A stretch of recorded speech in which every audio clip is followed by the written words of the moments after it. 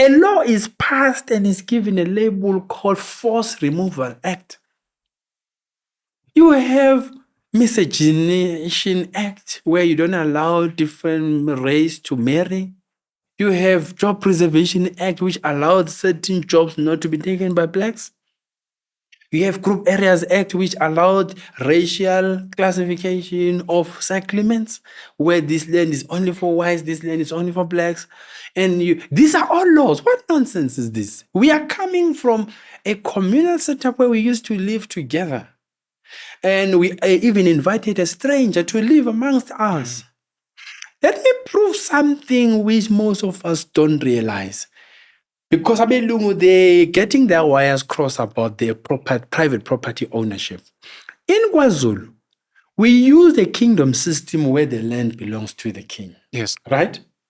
At which point did we practice Private Property Act when the entire land is a national asset? So it's a lie that they're advancing to say our kings gave the whites the land.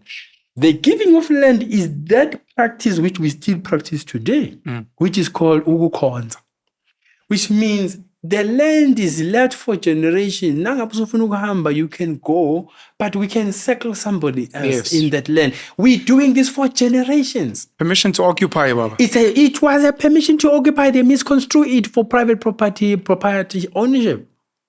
Now they are sitting with these treaties. They are showing us to say the king gave us land. Yes, he gave you land. Ukukhonza, where him as the king will become the authority, not you. Not that you come and put your fence in the land and say, this is now my private property. Yes, you can put up a fence, but the cackles and the land is a national asset.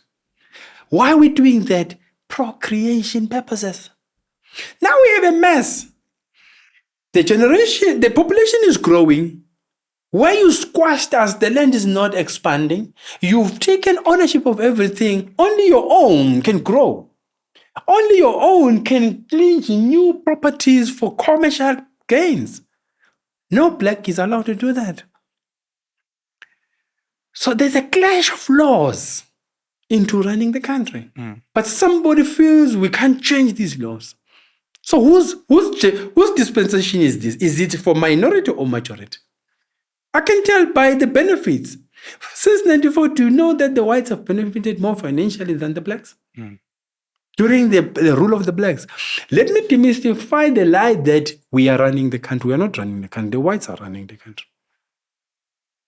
So which means we are still being run by a minority under pretense of a majority rule. There's no such.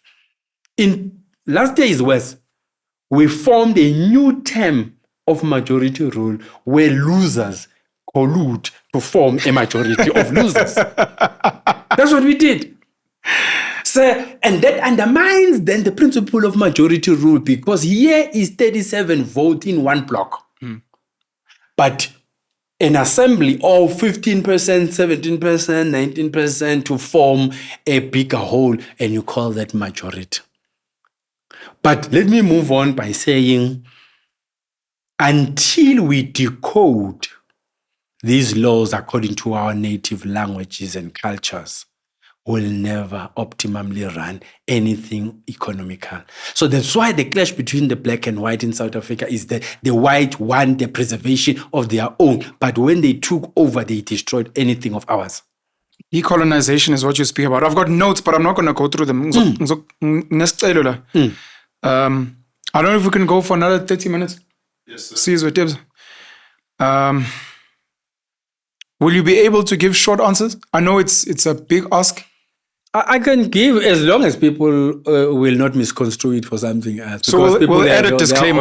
Of course. Yes. So there might be a disclaimer. qualification, because people, they tend to take what you said and interpret it. Of course. In law, we have interpretation of statutes. So you mustn't leave things to multiple interpretations. Otherwise, you'll lose the case. So in the last 30 minutes, I go through these questions I had. I'm not going to go through my notes.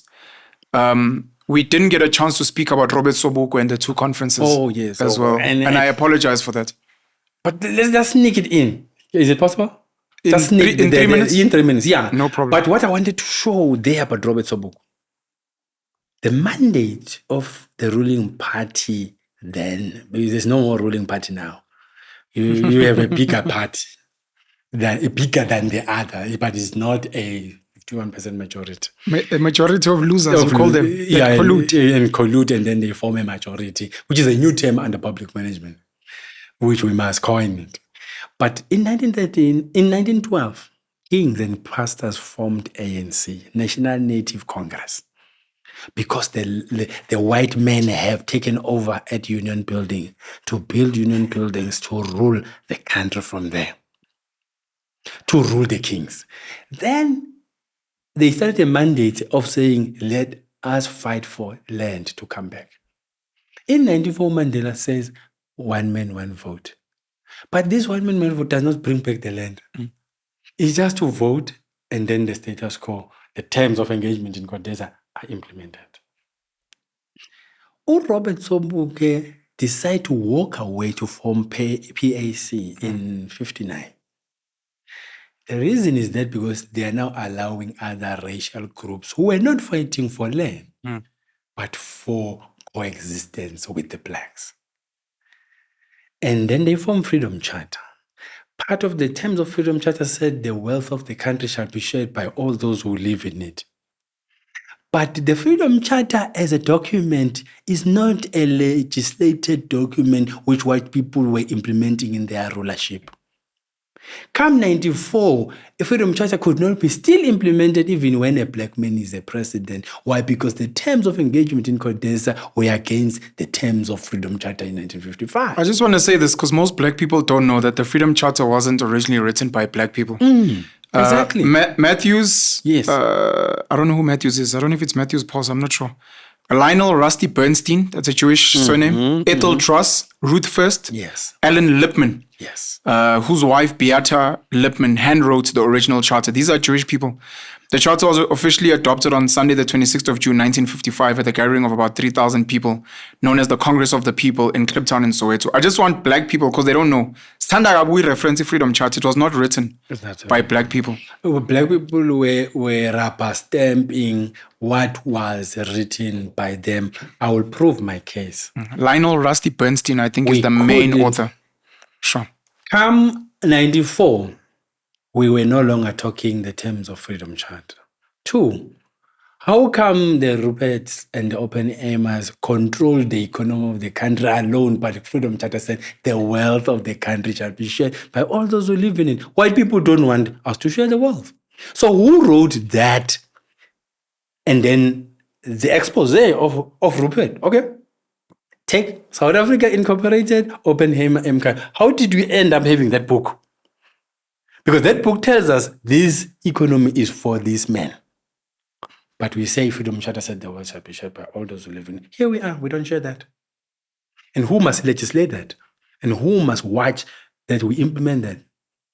These are outfits, these are narratives we get told, which amounts to nothing.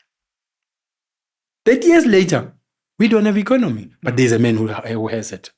What does that say? So my point is, by 67, it was already clear. How many years from walking away from ANC to form a PAC? PAC says land first, which means ANC lost the plot on land. And then PAC said land first, everything else will follow. It turns out 30 years later from 94, we still don't have the land, which means Robert Sobukwe was right. Exactly.